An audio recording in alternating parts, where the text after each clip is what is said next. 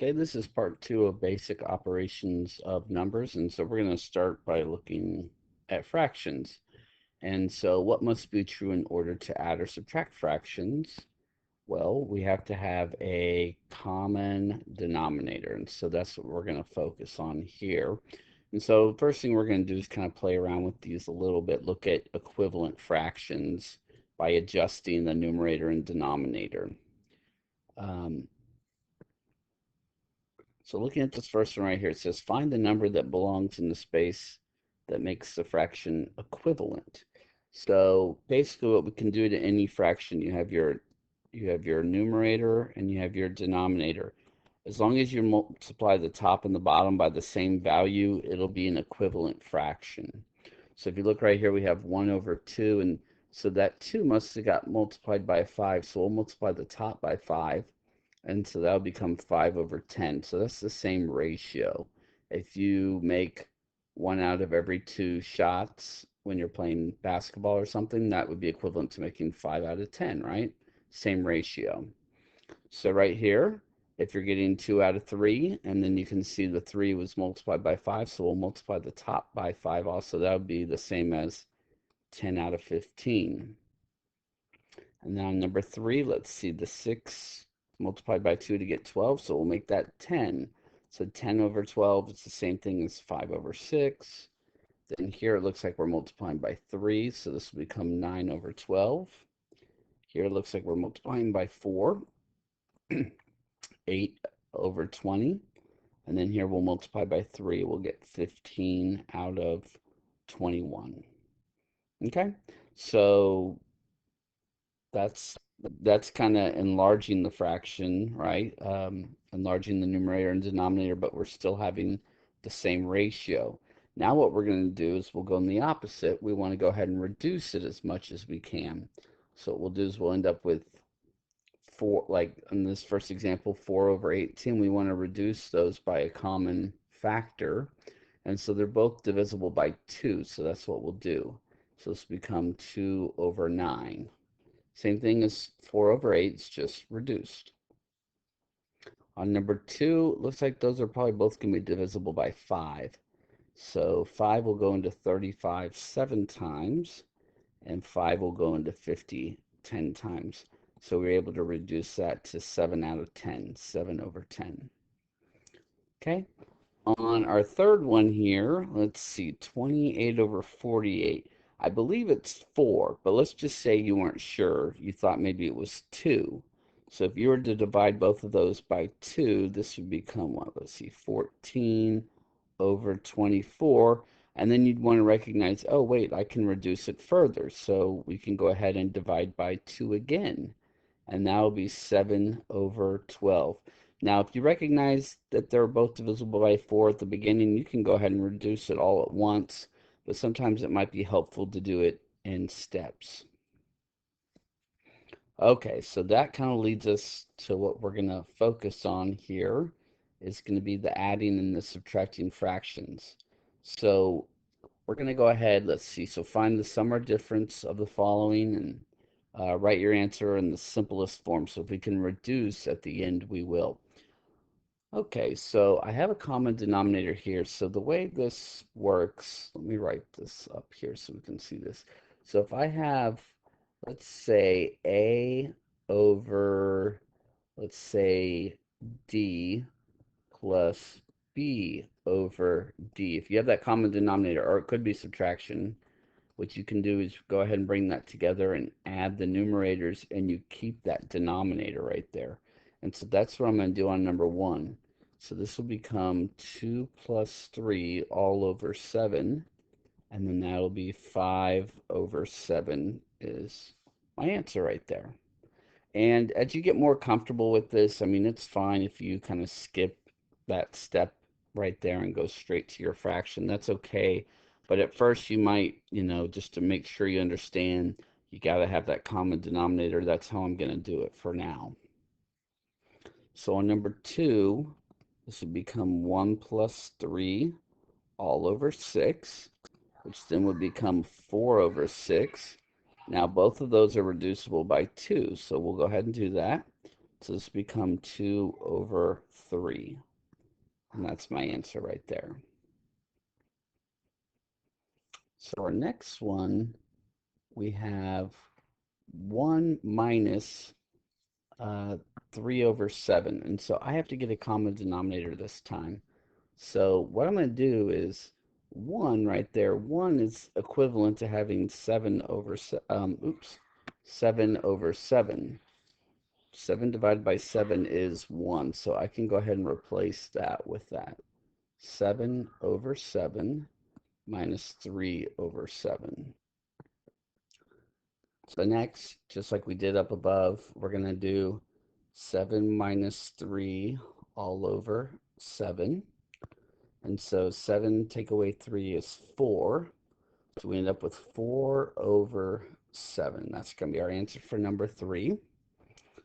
Okay, number 4. Okay, if you look right here, we have 5 over 12 minus 1 over 4. So I don't have a common denominator. But if you remember back up here, what I was saying, where was it? Oh, up here. You can multiply the top and bottom by the same value to adjust your fraction ratio. And so that's what I'm going to do down here. What I'm going to do is I'm going to multiply this 1 over 4 by 3 over 3. Okay, I'm really multiplying it by 1 because 3 over 3 is the number 1.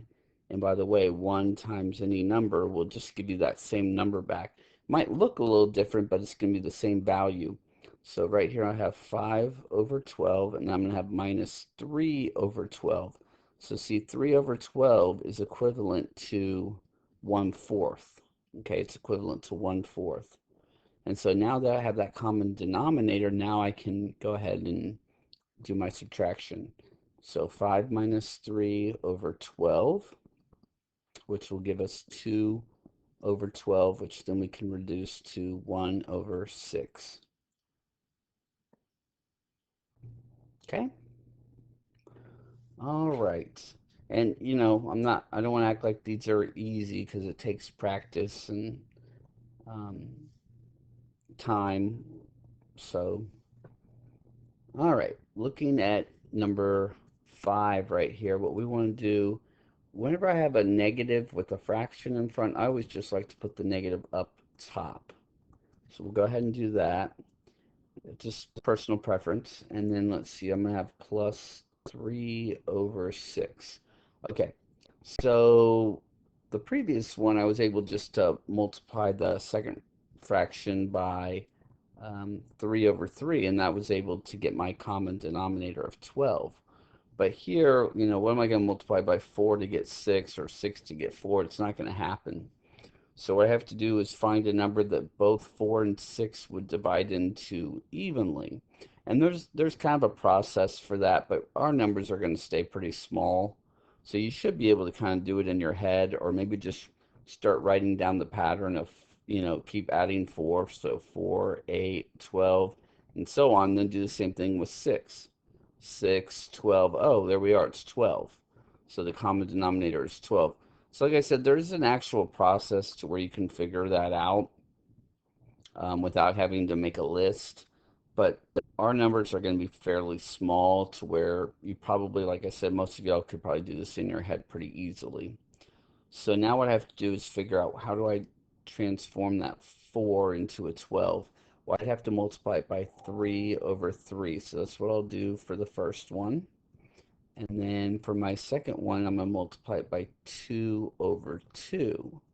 And that will turn that 6 into a 12. And then we'll have our common denominator. So let's see. This gives us negative 6 over 12. Let's see, plus, so that'll give us positive 6 over 12. Oh, this is kind of interesting. All right, so this will, when you add that together, negative 6 plus 6 all over 12, that'll give us 0 over 12. And if you remember, if 0's on top, it's going to stay 0. So it's going to be 0 right there. 0 divided by 12 is 0. Looking back at this, I guess I could have, instead of going up to 12, I guess I could have reduced those also. I didn't even notice that till right now. So I could have reduced that to negative 1/2, and then this would have reduced to positive 1/2. And whenever you add opposites, it's going to be 0. So, okay.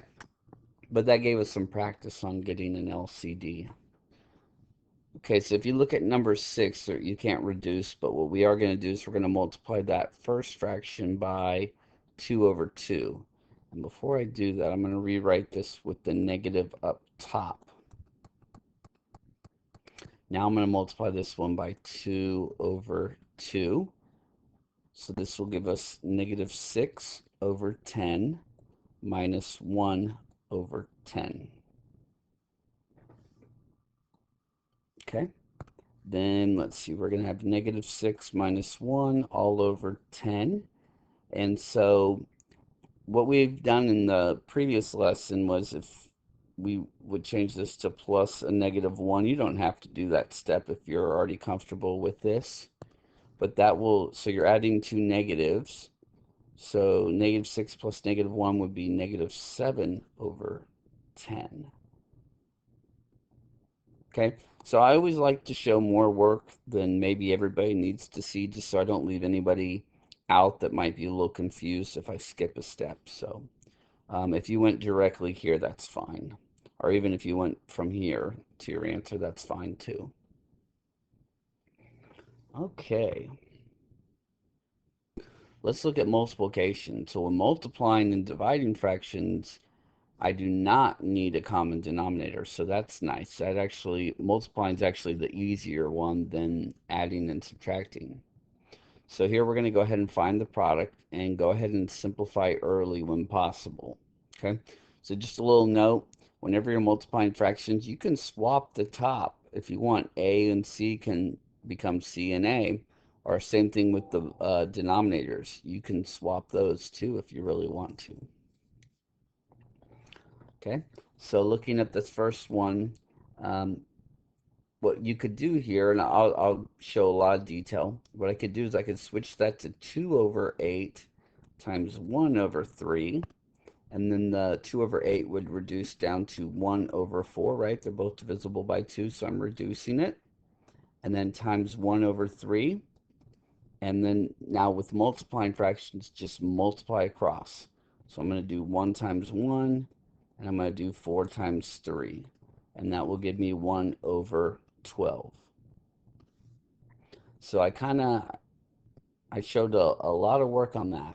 As we move forward, I probably won't show quite as much work. You can actually reduce diagonally if you really want to, instead of having to move stuff around. So this is the fast way of doing it, and will be the way I do it as we kind of move forward and I do more examples. Right here, I'll notice, okay, the 2 and the 8 can reduce, so I reduce that to a 4, that to a 1, and I just do this in my head. 1 times 1 is 1, 4 times 3 is 12, and there we go. I have my 1 over 12.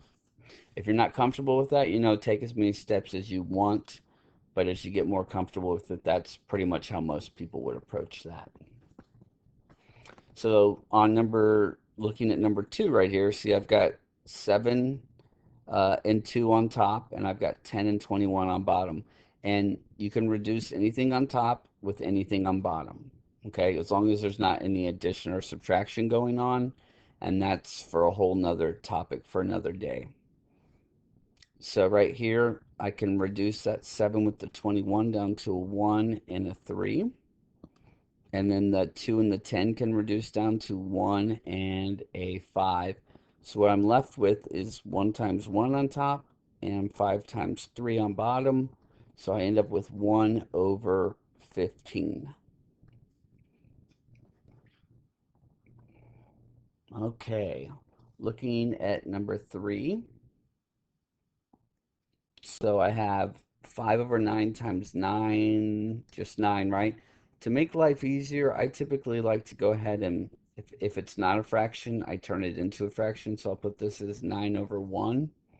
Once again, kind of personal preference. It's just so I can kind of keep the top numbers and the bottom numbers kind of on different levels. So when I start to cancel. So I can go ahead and reduce the 9s. 9 and 9 are both divisible by 9, obviously. So I go ahead and reduce that. So I'm left with 5 times 1 over 1 times 1. So I end up with 5 over 1, which really isn't necessary to be written as a fraction any longer. Whenever your denominator results as a 1, you can go ahead and just drop it and just write the numerator as your answer. All right, so looking at number 4, I'm going to kind of do the same thing I did on number 3. I'm going to go ahead and write that 8 over 1 times negative 1 over 2. So I can go ahead and reduce the 8 and the 2. So the 8 will reduce down to a 4 and the 2 to a 1. So on top, I have 4 times negative 1, which is negative 4. And on bottom, I have 1 times 1, which is 1. And then once again, my denominator is 1, so I can go ahead and just drop it and just keep the numerator. All right. Looking at number 5 here. Let's see, I can reduce the 9 and the 18, so I do have that negative there. Personal preference, as I told y'all earlier, I like to always put the negative up top. Okay, so I got 1 over 18. So when I reduce these, the negative 9 will keep the negative with it, but 9 and 18 are both divisible by 9. So if I divide that by 9, it would become negative 1. If I divide the 18 by 9, that'll become positive 2, right? So we're reducing, don't change any signs. Now on top, we're left with a negative times a positive. So negative 1 times positive 1 is negative 1. And on bottom, we've got 4 times 2, which is 8. And that's my answer here, negative 1 over 8. Okay, one more example of this particular case. So I have a negative times a negative. When you have a negative times a negative, you can go ahead and just drop the negative. You can just go ahead and drop it. So that's what I'm going to do here. I'm going to make my life a little bit easier. I have a negative times a negative, so it's going to result in a positive. So I'm going to go ahead and put 30 over 11 times 1 over 3. So I went ahead and dropped the negatives because they're going to cancel out anyways. And it'll make life a little bit easier.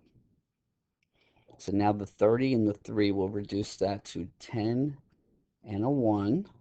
So 10 times 1 is 10, and 11 times 1 is 11, and there we go. That's my answer. Okay, the last thing we'll look at for this part is what if we have the quotient of fractions, or basically we're going to divide a fraction by another fraction.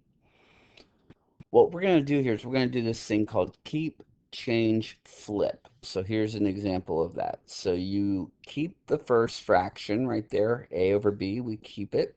Then we change our division to multiplication, okay? And then we have to flip the second fraction. It always has to be the second one, okay? Okay, so let's go ahead and put this into practice here. So let's see, I've got negative 3 over 16. I'm keeping it. I'm going to put the negative up top just because that's my personal preference. And then we're going to change the division to multiplication. And then we have to flip the second fraction. So I'm going to write that as negative 8 over 5 because I like to have the negative up top once again. Okay, so just to be clear, so whenever you have a negative out in front, you could write it as, negative 5 over 8, or you could write it as 5 over negative 8, but you don't ever want to put it in both spots. You don't want to do that. If you do that, they would cancel out, and you don't want that to happen. So just in case you were wondering about that. Okay, so looking at this, so I did my keep, change, and I flipped. Now I have double negatives again, just like the previous example we had. So if you want to, we can go ahead and rewrite this without the negatives if we want to, just kind of get them out of the way, less to think about, okay? So a negative times a negative is going to be positive anyways. And then what we can do here is it looks like the 16 and the 8 will reduce to a 2 and a 1. So we're left with 3 times 1, which is 3. and 2 times 5, which is 10. And there we go. There's our answer, 3 over 10. Okay, on our next example, you might be thinking, okay, well, I only have one fraction. Well, whenever that happens, whenever you're dealing with fractions, I always just go ahead and change the other one into a fraction. So 3 over 1 in this particular case. So then what we'll do is we're going to keep, then we're going to change it to multiplication, and then we're going to flip it over to 1/3.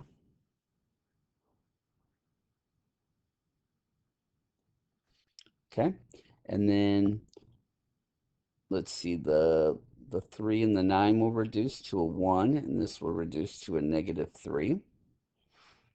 And then we can go ahead and multiply going across. So we'll end up with -3 over 10. Okay.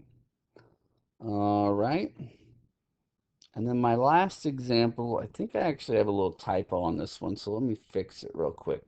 I think it should have, I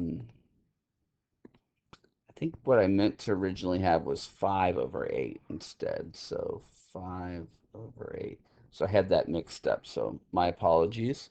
So let's go ahead and tackle this one now. So we're going to keep the 15 over 6. We're going to change it to multiplication and then flip it to 8 over 5. Okay? Now what you might notice is 15 over 6, you can already reduce that. And so you might want to go ahead and do that. So let's see, um, that would reduce, let's see, they're both divisible by 3. So I'm going to divide both of these by 3. So it'll give me 5 over 2 times 8 over 5. And then we can see that right here we can reduce the 5s to 1s. And it looks like the 2 and the 8, we can go ahead and reduce that to a 1 and a 4. So we end up with 4 over 1, which you'll want to go ahead and simplify that just to a 4. Okay. All right, so that's part 2 of our introduction to operations of numbers. So there'll be one more part.